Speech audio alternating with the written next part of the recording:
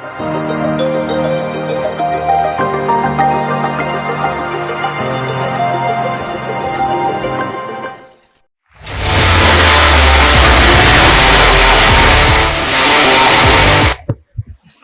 very good morning, everyone. Thank you for coming all the way into KL, facing the traffic that we face nowadays to come into KL.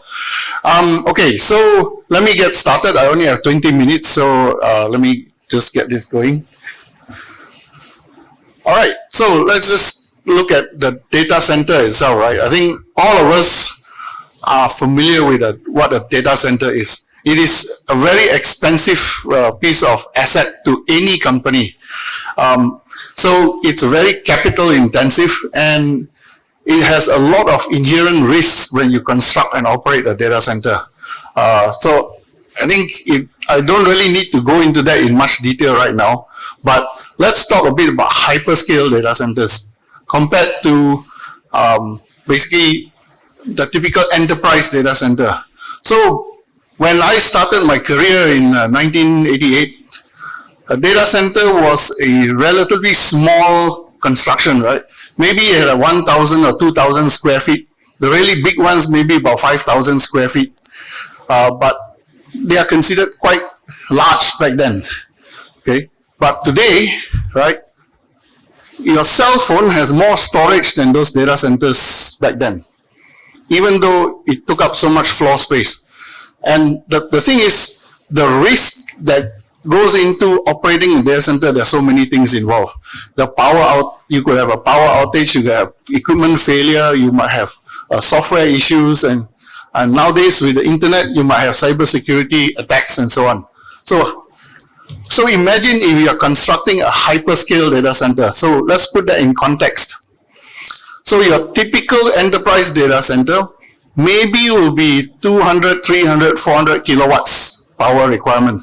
The really big ones may be going up to 500 kilowatts. Right. A hyperscale data center, my personal definition, is something that uses 20 megawatts and above.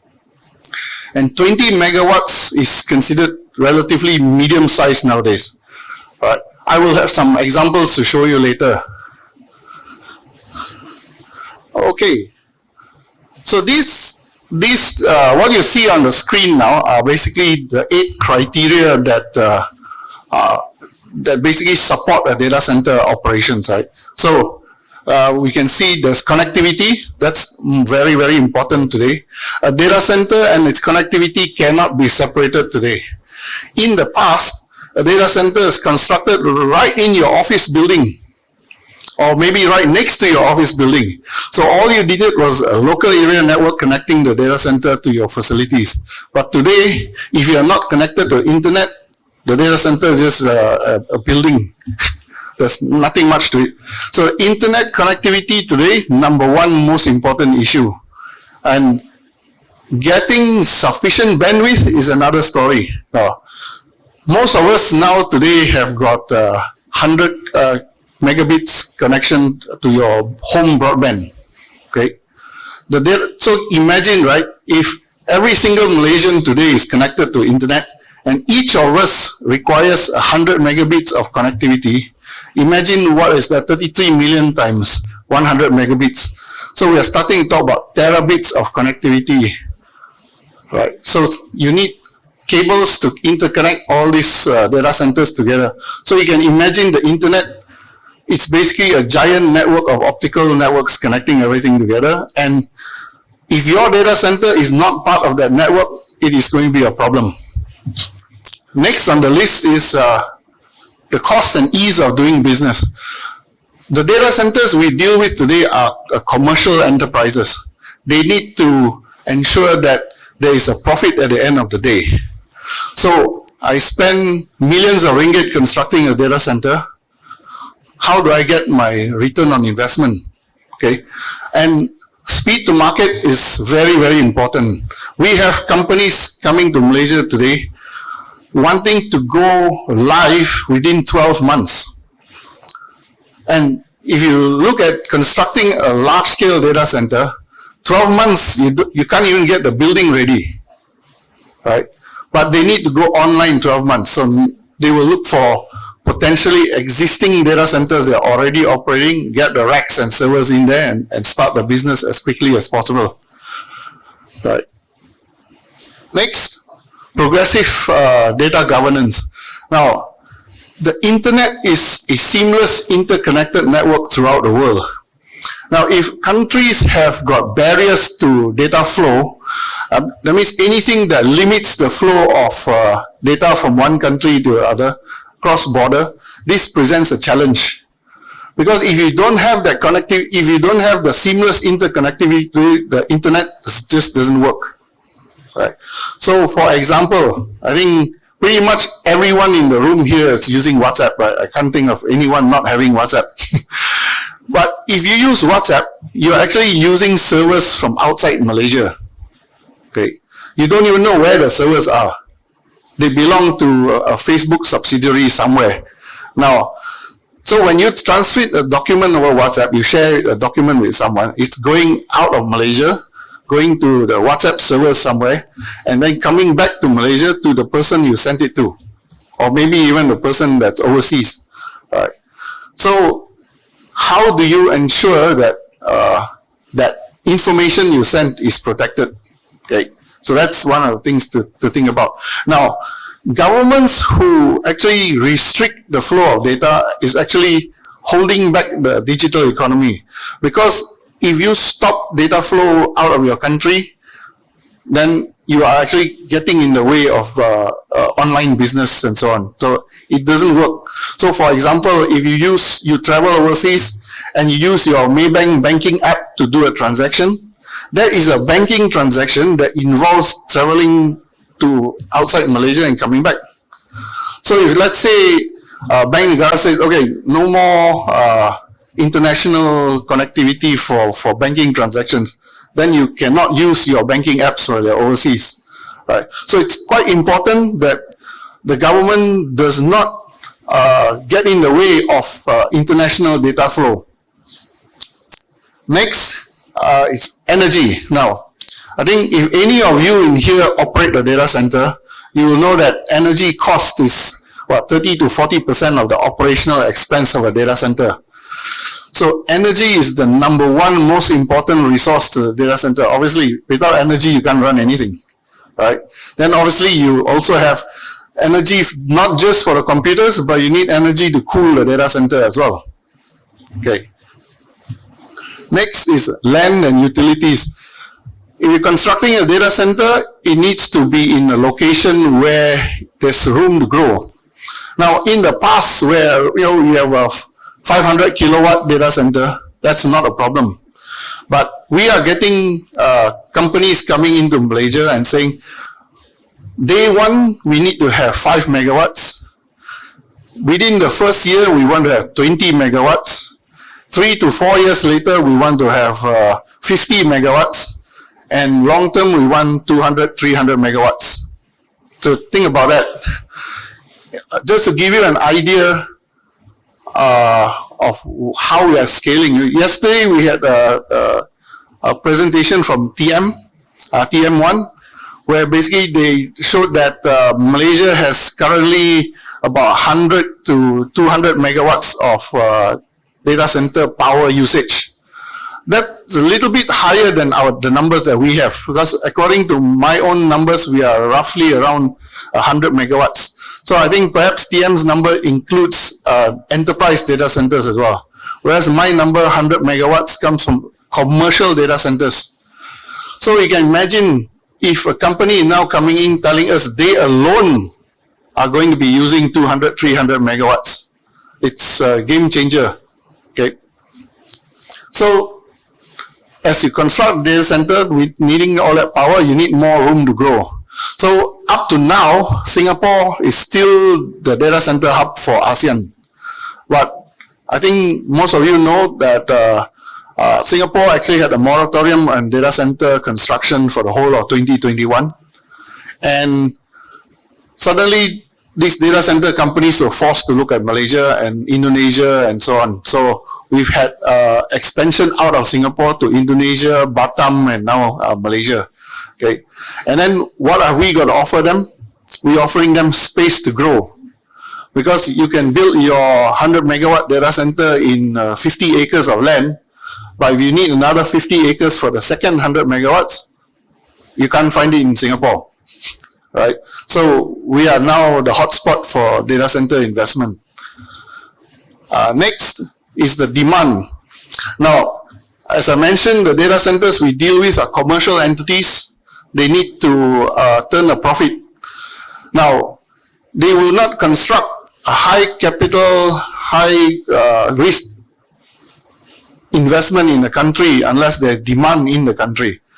So, the reason for these people looking at Malaysia right now is because we have reached a threshold of cloud adoption and digital adoption that makes it feasible for them to construct a data center in Malaysia. Okay, so this is one of another reason why people are looking in Malaysia right now. Okay, and last but not least, geographic factors. Now, this is not really that important because in Japan is one of the largest data center markets in the world today. They are obviously a country with tsunamis and earthquakes and basically potentially disastrous for a data center. But you still see that they are one of the largest markets in the world today. So it's not a big deal, but it is something that people look for when they consider a location for a data center. So Malaysia is very, very low in geographic risk. The only thing we have is flooding. So flooding is a major no-no for a data center. Obviously, you don't want water coming into your server room. But when you choose your location carefully, you can avoid the floods. Okay, so let me move on. Okay, so basically, what I'm going to talk to you about today is how we help these companies come in. Now, if you look at these three things, I just zoom into these three, right? These are the risk factors that may impact the construction of a data center. Right. So let's just quickly go through this because I don't have that much time left. Energy supply. Now, so imagine when we first introduced the Naga National to a hyperscale data center, they didn't believe us. They really, because the data centers they were used to were 1-2 megawatts at the most. So when we told them we have a investor coming in that wanted a 100 megawatt data center, they really didn't believe us. It was something that's completely out of the box for them. So we had to educate them. So over the years, we have been having very close engagement with TNB, and now they understand the demands of these hyperscale data centers. Now, so you can imagine if you go into any typical industrial park and look at the power infrastructure in the area, most industrial parks are supplied with 11 kV supply, which is just about enough for a 5 megawatt data center. But if you want to build a 100 megawatt data center, 11 kV doesn't cut it. You need to expand. So for 20 megawatts, you need to have 33 kV. For 50 megawatts, you need to have 132 kV. And for anything bigger than that, you need 275 kV. All right. Now, 275 kV is when you see the TNB power lines overhead on the pylons, those are the kind of things running at 132, 275, or even 500 kV. Now, that kind of infrastructure takes time because TNB will need to acquire the land that these things need to be standing on. They need to have the pathway where these pylons are constructed. So it takes time. So when you have a giant data center come in and say around 100 megawatts, TNB will say, okay, it will take us about 2 to 3 years to construct the infrastructure needed. Okay. So where we help is, we work with the investor and TNB to see where we can shorten the timelines to get the power to them as quickly as possible. All right. Next is location. As I mentioned, location choice is very important to a data center. But as you know, buying a property, let's say buying your own house takes a while, right? With all the paperwork that needs to be done. Okay. So you imagine you are buying a piece of land for a data center and you need the construction permits and all that. So all this takes time. Land acquisition takes time. sometimes the transfer of a title may take 12 months or more, right? So how do you expedite a project if you can't wait for the title to be transferred before you start construction? Because time to market is important. So we also assist in ensuring that all the permitting and title transfers all happen quickly, and even enable the data center construction to begin before the title is even transferred. Right. And last but not least, connectivity. As I mentioned, data centers need a lot of connectivity, especially international connectivity. Now, the issue today in Malaysia is there are not many dark fiber players in the market. Just to quickly explain to you what dark fiber means. Dark fiber is the optical fiber that's buried in the ground that connects everything together. What you buy today as an end user is bandwidth. So the telecom company that you buy your connectivity from is selling you capacity on the fiber. But when people want dark fiber, means they want to buy the fiber itself so that they have the dedicated fiber for their own use. So for large-scale data centers, they need the fiber because they are running terabits of traffic. Okay. And of course, laying fiber in the ground, as you know, right, we all get annoyed when Maxis, DG, Celcom, TM are time digging up the roads and blocking the traffic and creating traffic jams. But they are putting fiber in the ground.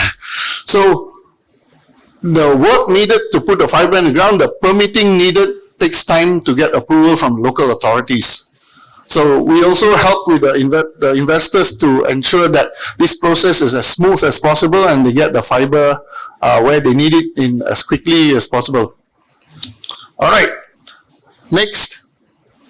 So I've come to the end of what we do for investors coming into the country, but we help as much as possible. There's a lot of things that we do that I cannot talk about today. In public, some of the things cannot be talked about as well. But there are other things that we do besides what I've just shown you on the screen. So just to give you an idea what's happening now, the 10 years of work that MDEC has done to prepare Malaysia for hyperscale data centers is starting to bear fruit.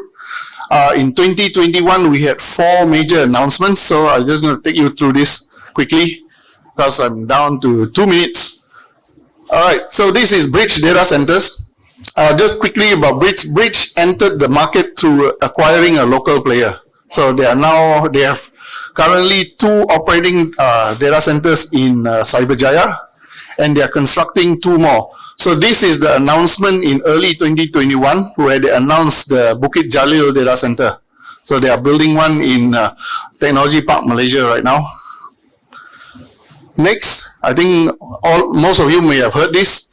Microsoft announced the Azure Cloud region to be established in Malaysia. So this was together with the launch of MyDigital. Right, so this was an announcement by our Prime Minister at the time.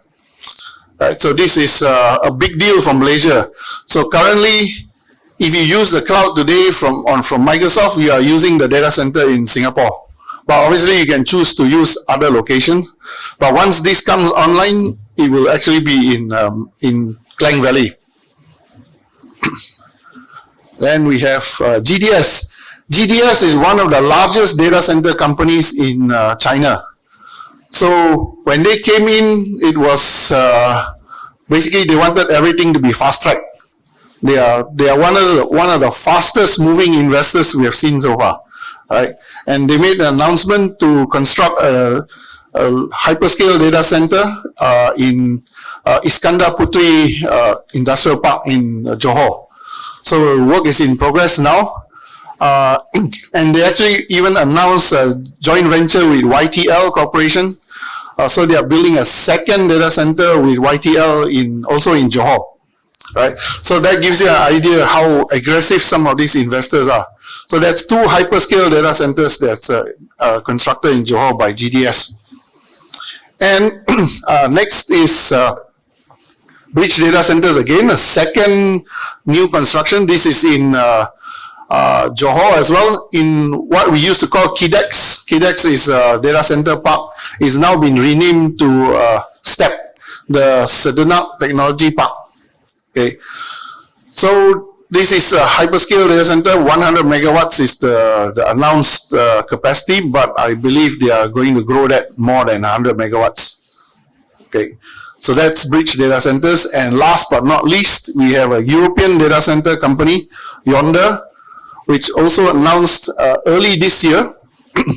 So this is the 5th hyperscale data center announcement that's in Johor as well, in KIDEX as well. All right, and they were talking about 200, 300 megawatts. So I think that brings me to the end of my presentation. This is just a map showing you where all the hotspots are in Malaysia. Currently, very focused on Klang Valley and Johor. So I think that's all from me today. Thank you very much. All right, thank you very much, Mr. Z.